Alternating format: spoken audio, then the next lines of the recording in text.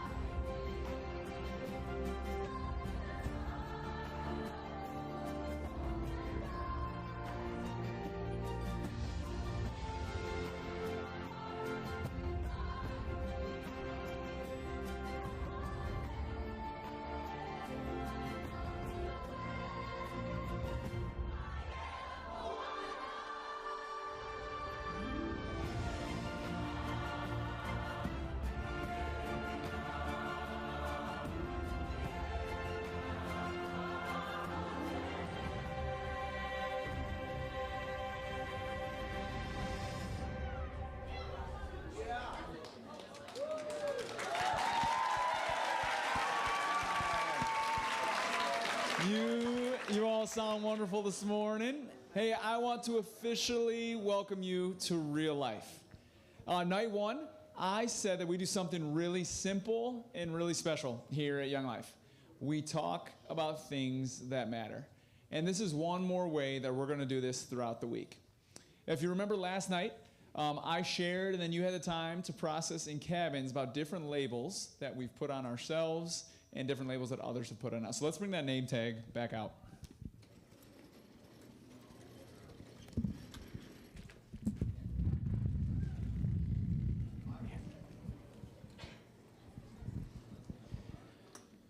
we will continue this conversation, and I have asked my friend Tasha to help out with this. Hi guys, I'm Tasha, and I get to serve as a head leader this week with you all, so you'll see me around camp if you haven't already.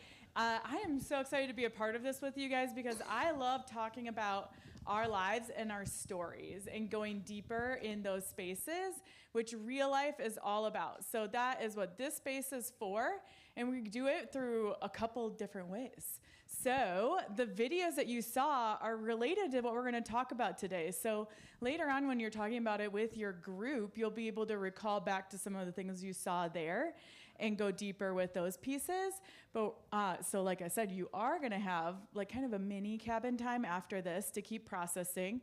You're going to see some photos on the screen, and you're also going to hear from some of our friends because we think it's so helpful to hear how other people talk about their lives to give us words for our own lives, because sometimes this is the first time that you're starting to think about these things and talk about them. So that's what this is for. That's what real life is for.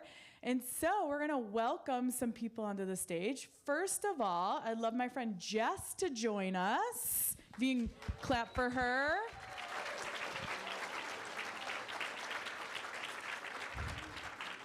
Thanks. Jess, would you be able to tell us who you are, where you're from, and what your family was like growing up? Yeah, hi everyone. My name is Jess. I'm from Lino Lakes, which is just north of Minneapolis in Minnesota. Growing up, it was me, my brother Nick, who's younger than me by 2 years, my mom, and my dad. There's a picture of us when we were little up on the screen. I have a lot of great memories from my childhood. I grew up in a neighborhood full of kids, and so my brother and I would play with our friends down the street whenever we could get our family to say yes to that. Nick and I were close when we were little, and then as we got older, we started to get a little bit different than each other. So I became more social and kept enjoying playing soccer. My brother started to lean more towards playing video games instead of sports and became more introverted. Despite our differences, we still usually enjoyed hanging out together. For the most part, we were a pretty happy family. We did, have our little sibling fights, but overall, we were a pretty happy family. Our life mostly revolved around my brother and I's activities. My parents both worked full-time, but they always made it a priority to come and support us in those things. We went to church occasionally. We also spent a lot of time with our family friends. Life kind of took a turn for me in middle school when my parents decided to get divorced. To me, this kind of came out of nowhere. I had never actually heard my parents fight before, so I didn't really know that anything was wrong. And so this was a really hard season for my brother and I, as our family's life was kind of flipped upside down. My parents separated for a short bit and then got divorced the summer before I went into 8th grade. Great. Thanks just for sharing. You can clap for Jess. All right, our next friend we're going to bring out is Paul. Clap for Paul.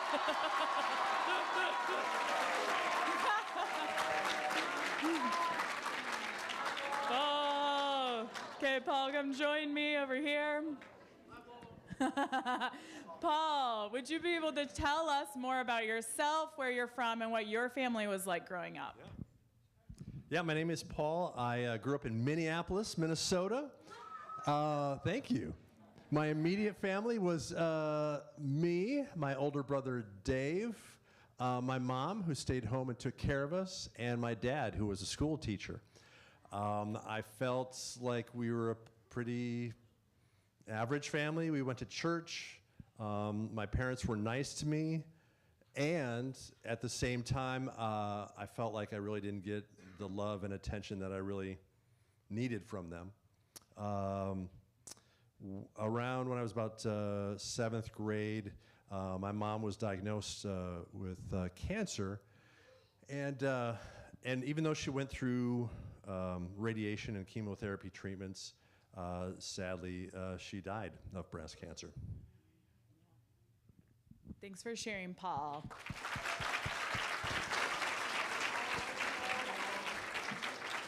Next, I want to invite my friend Elena. If you can welcome Elena to the stage.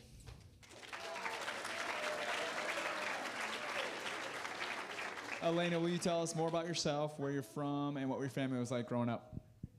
Yeah, Hi guys, I'm Elena. I am from Minnetonka, Minnesota, which is a suburb of Minneapolis. I am the oldest of three, so you can see up there. My sister is 2 years younger than me, and my brother is about 8 years younger than me. We were a close family growing up. We did a lot with my extended family. My cousins actually lived a mile away. We went to the same high school. They were kind of like extra sisters to me. We went to church multiple times a week. We talked about God at home. My grandpa was a pastor, so that was just a big part of our family. I had a great relationship with my sister growing up, but once we got to high school, we just didn't really get along. She would steal my clothes, and we'd get in a lot of fights.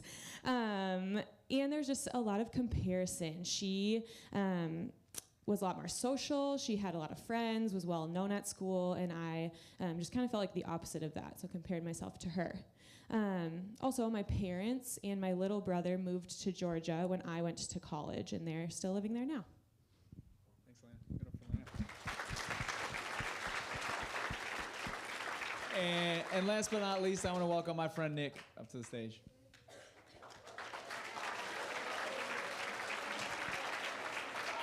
Nick, tell us about yourself, where you're from, what your family was like growing up. Yeah, hi, I'm Nick. I grew up in a south suburb of Minneapolis called Burnsville. And this is my family. As you can see, there's two different pictures. And the reason because of that is because in 4th grade, my parents got divorced. And so right here is my mom, myself, and my sister.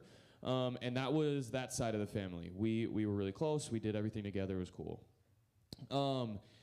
And I actually grew up with one of my best friends. His name was Alec, and we did everything together. We played soccer. We were in the same classes. It was awesome.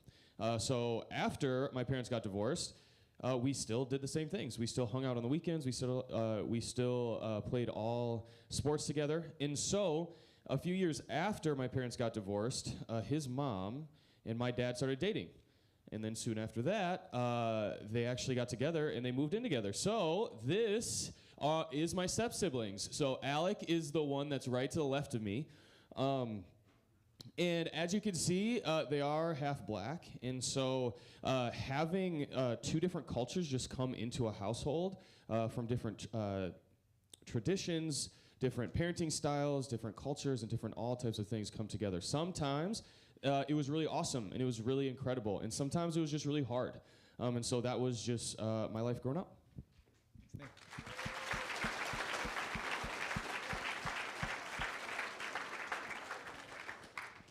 Yeah, so like Brady said in the beginning, and we brought out our big name badge again, we're going to talk about some labels today. Hopefully you were able to talk about those in your cabin time yesterday, and even if not, we're going to do some more with it today, so don't worry about that.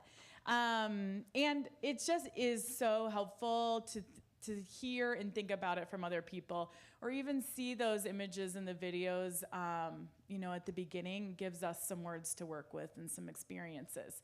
So we'd love to hear from our friends on stage. We'll start with Jess. What labels did your friends and family give you growing up, and what labels would you have given yourself? My friends and family would have labeled me as goofy, smart, and responsible. Whether I was with my family, my friends, or my classmates in school, I always loved trying to get people to laugh. I did pretty well in school, which was always something that my parents were proud of me for. And generally, I was pretty responsible for my age. I was kind of a worrywart as a kid, so I was always the one kind of keeping my friends in check, making sure that we never got into too much trouble. I would have labeled myself as never quite good enough. I was smart, but I wasn't as smart as the other kids in class. I was athletic, but I never made the best team. I was funny, but sometimes I wondered if my friends found me annoying. As I continued to get older, this label kept feeling more and more true. As a younger kid, it was pretty easy to be shamelessly myself, but as I grew up, I became more aware of people's opinions and became more worried about what they thought of me. Even though my friends and family might have still seen me as goofy, smart, and responsible, it continued to feel kind of harder to label myself as that. The only label that felt true for me was not good enough.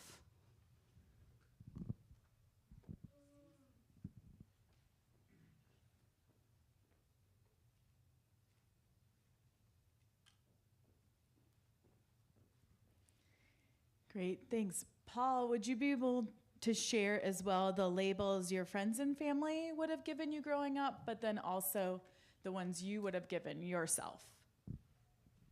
Yeah, I was careful not to break the rules. I was known as a good kid, so I think my parents probably would have labeled me well behaved. At school, I used humor to get attention and to make friends. So I think my friends would have labeled me as funny or entertaining. I remember after my mom died, my dad would spend a lot more time at his job, and he would come home late from work, and he and I might spend a little time just chatting in the kitchen and as he was fixing himself a little dinner and a drink, but then he would just sit down in front of the TV and drink until he passed out, like almost every night. Soon after that, my brother moved out of the house, and man, I just did not feel loved. I think I felt tolerated, so I would label myself as abandoned.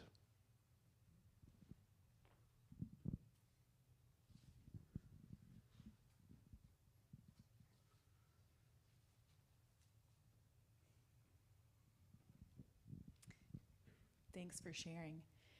Elena, same for you. We'd love to hear what labels your friends and family would have given you, but then also the ones you would have given yourself. I would say my friends and family would have labeled me as easygoing, calm, like Paul, a good kid. I didn't really get in trouble. I listened to my parents, which was kind of the opposite of my sister. She was always fighting with my parents. I would also say my coaches and teachers would label me as consistent, dedicated, driven. I was a gymnast growing up, and so I spent a lot of time in the gym.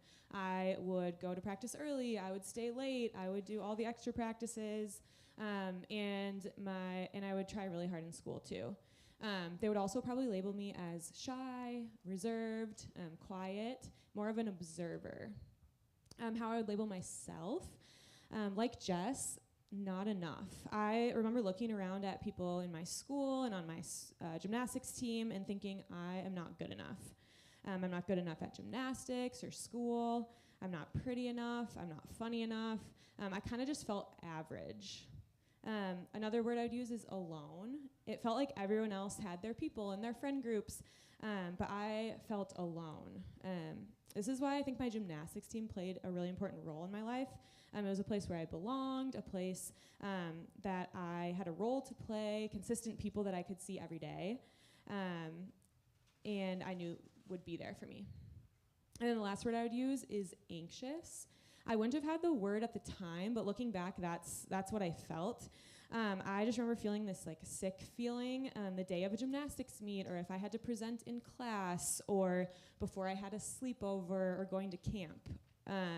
I just remember this sense of dread and like a tightness in my chest of like, I really, really don't want to have to do this.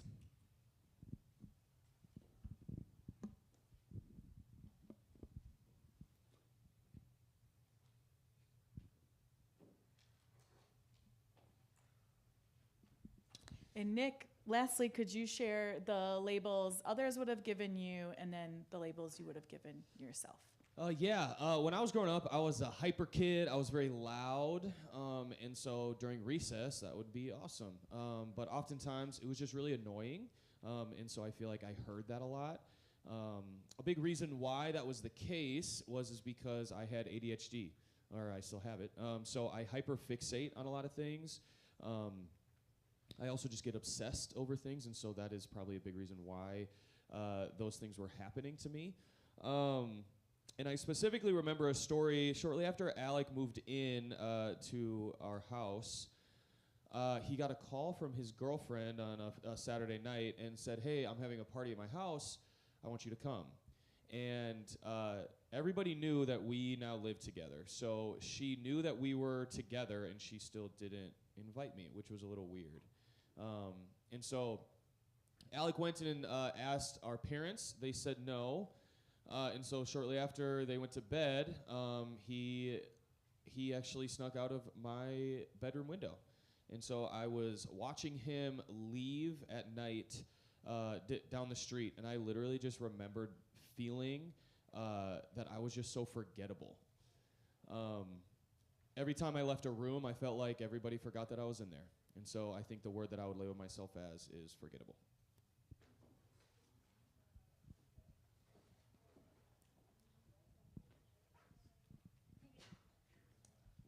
If you remember last night, I listed different labels that we often give God, and just a few that I feel like people often resonate with. And I said angry judge, coach, ticket, fraud, and king. And I hope that you added to that list a little bit of some of the ways that you would describe God. And so we're actually going to invite our friends to help us with that list. And so would you guys describe the labels you would have given God growing up? I would have labeled God as distant. I believed that he existed, but I didn't really think he cared too much about me. At most, I thought he was kind of just a genie that was there to give me what I wanted when I wanted it. I also would have labeled God as judgmental. Kind of like a mean coach, I imagined that God was on the sidelines tallying up every bad thing that I did and that he was disappointed in me. I believed in God, but I didn't really interact with him other than like putting in time at church, or maybe saying grace before a meal, or whispering a prayer like, please God, don't let me be picked last as people are choosing teams. I think I would have labeled him as someone who's uncaring, distant, someone who's all powerful, like a scorekeeper, who's watching every little good and bad thing I'm doing. So you better be careful, better watch what you do. Kind of like Santa Claus. He knows if you've been bad or good, so be good, for goodness sake. Kind of like that.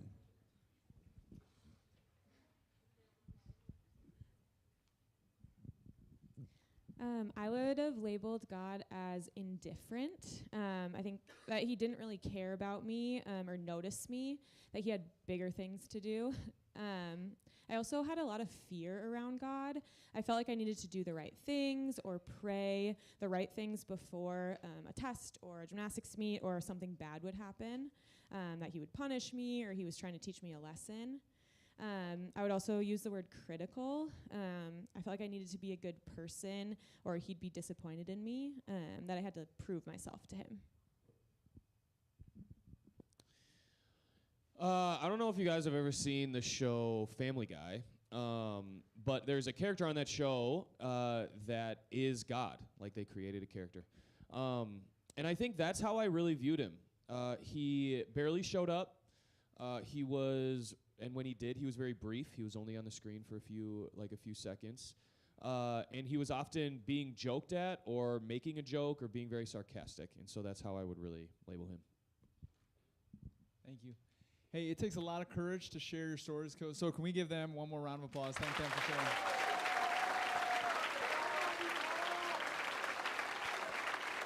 Thank you, guys. Thank you for your honesty, your courage, your authenticity. We appreciate that. You guys are going to get to continue the conversation. So leaders from here, we'll have supplies up on the stage. You'll grab there's three things: a laminated sheet, a pen, or like a marker, and some questions. And then you're going to take your cabins to different places kind of outside the anchor here. You don't need to go far, but there's blankets and different spots where you can be. And then in a few minutes, you'll get a cue to come back inside, and I'll kind of lead us into what's next. All right, thank you.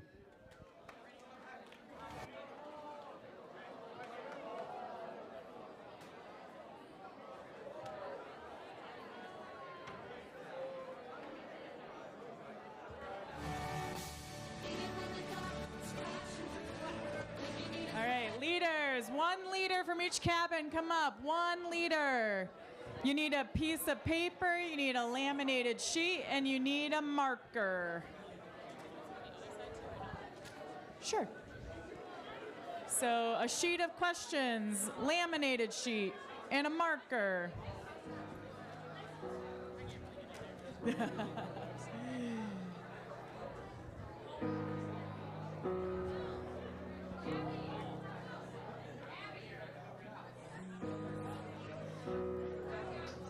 There's blankets outside. Don't go down to the beach. Don't go far away. Stay around here.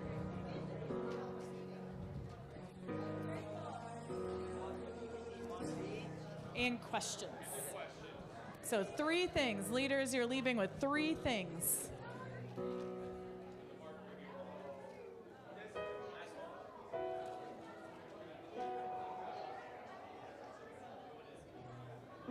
Oh, man. All of our sheets are, oh no, down there. I'm like, how did that happen?